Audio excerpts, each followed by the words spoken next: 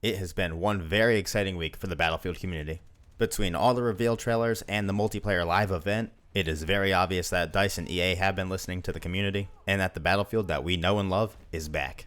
So let's look at some things to be excited for in Battlefield 6. So the very obvious number one feature to look at here is going to be destruction, of course. You can tell that the devs really listened because the destruction, or should I say lack thereof, has been one of the most complained about features for the past several years. When you look back to the level of destruction of Bad Company 2 and Battlefield 3, or even the Levolution of Battlefield 4, and then compare it to now in 2042, the difference is just night and day. And it is beyond obvious that the community wants a return to what we once had. And it seems that the devs truly leaned into that, and now it appears that the destruction is broader and more dynamic than ever. Between collapsing bridges and opening routes between floors and ceilings, it definitely looks like something to be excited for. Next up, and definitely my personal favorite, is the addition of new vehicles, specifically jets. Fucking jets. I have gotten so tired of more than a decade of the F-35 and the F-18.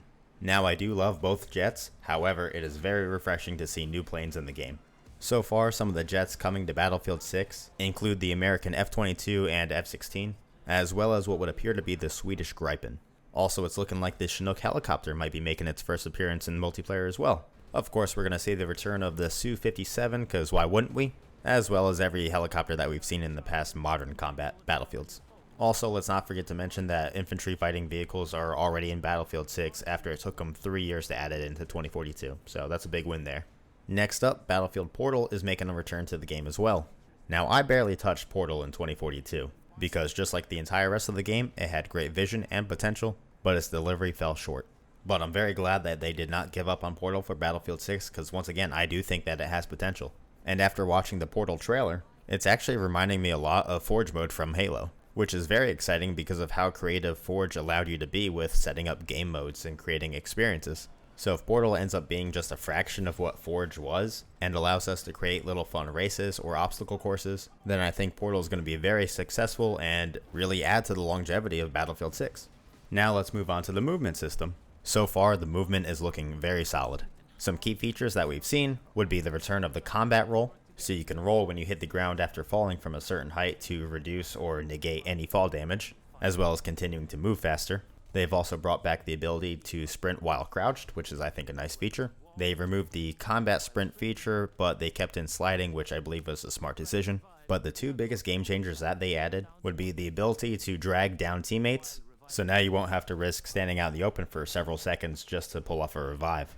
And the hitch a ride feature, so now you can grab onto the back of friendly vehicles and avoid getting stuck far away from the action and then sprinting 2 minutes just to get back into the game.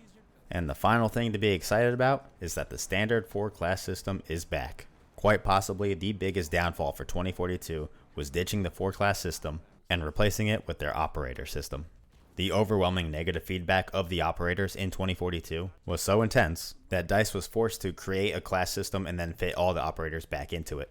So it's nice to see that the Battlefield Studios has indeed learned their lesson and ditched operators for the return of the OG class system of Assault, Engineer, Support, and Recon.